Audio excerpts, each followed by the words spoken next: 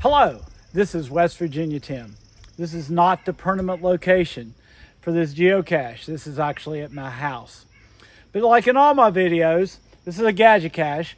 We're going to show you how to solve it, and then I'm going to take you into the shop and I'm going to show you how to build it.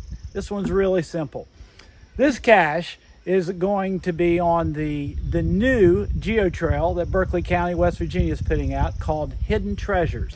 This cache is actually going to be called Hidden Treasures Morgan Morgan. Morgan Morgan was the first settler in what is now the state of West Virginia. Then it was the state of Virginia, but this is going to the first settler's home. The home, as you can expect, is over 250 years old, and this cache needs to look like it fits in. Busloads of children are dropped off at Morgan Morgan, and they look at the first settler's house and visit it. So I didn't want any signs that this was a geocache. And because the house is so old, guess what? I made the cache to fit in like I do on all my caches. So this is made out of barnwood that's over 100 years old. So it's a very old looking cache. There's no locks, there's no number, there's no writing on it. We're going to look at how to solve it. And then we're going to go in the shop and I'm going to show you how to build it. Okay, let's take a peek around this cache. So here's the one side, here's the front. Of course, you can tell it's a geocache because it looks like a birdhouse, but it's not. There's no writing on this side. There's nothing on the top. And there's no lock or preformed tube or anything on the bottom. So, how in the world do we get into this cache? This is the epitome of simple. And in today's environment with 3D printers, and you know, what percentage of us own 3D printers? The 99.99999% of us don't own 3D printers. And that same percentage don't know how to do programming for smart caches. You know, I just love gadget caches. And sometimes, and right now, I love simple caches that people can build and copy and put out, because there are some places that just beg for a gadget cache. And Morgan Morgan is the perfect location. A traditional hide just wouldn't work there. So how do we solve this simple cache? If you look at it, then you think, well, maybe the top comes up. But if you pull the top doesn't come up. The front door doesn't open. The sides don't push in. You can push in the sides. You can push in the bottom. How do you open it?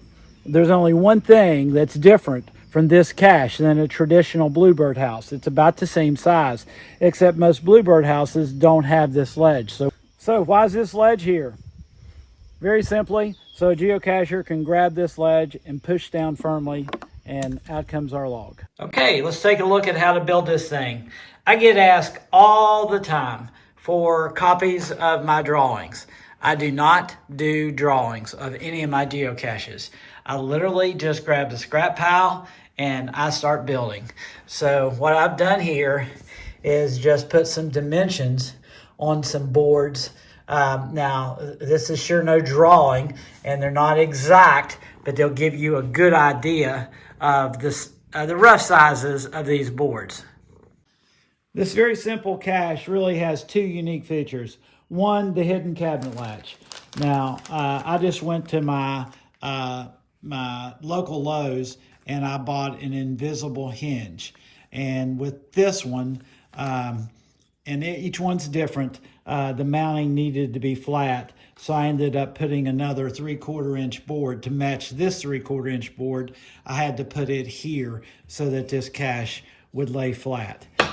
The other thing that makes this cache unique is, of course, the magnets. Now, a lot of people use magnets, but these magnets are really fairly amazing. I buy my magnets at K&G Magnets. They're N52s. These diameters happen to be just a hair less than a half, 7/16. It's a ½ inch thick. The pull force, here's the amazing thing. The pull force is 14 pounds. Now, these magnets are $3.17 a piece, and they are so strong. These magnets are almost dangerous. They're so strong. And when that is on there, it's almost impossible, almost takes two hands for me to release that. So you do not want to get your fingers in there. These things will pinch you. These things will really hurt you. So I drilled a 1/2-inch hole here and drilled a 1/2-inch hole here.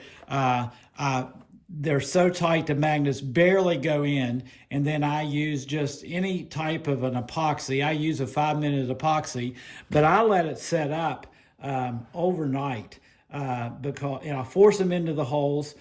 Sometimes we'll clamp them into the holes, let them dry overnight. Even though it does say 5 minutes, I know they're going to take a beating.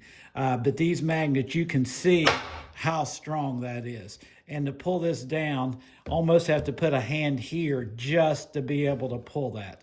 And between this hinge and this magnet, that's really the key to this cache. Hey, won't you take this concept and just make it your own? No need to give me any credit. It's about improving our game. So let's just keep raising the geocaching bar by improving our geocaches one geocache at a time. Hey, thanks everybody for watching. Stay tuned. In the next week or so, I'm going to have a video coming out with 3 really simple gadget caches. 3 caches on one video. So stay tuned. Hey, thanks for watching.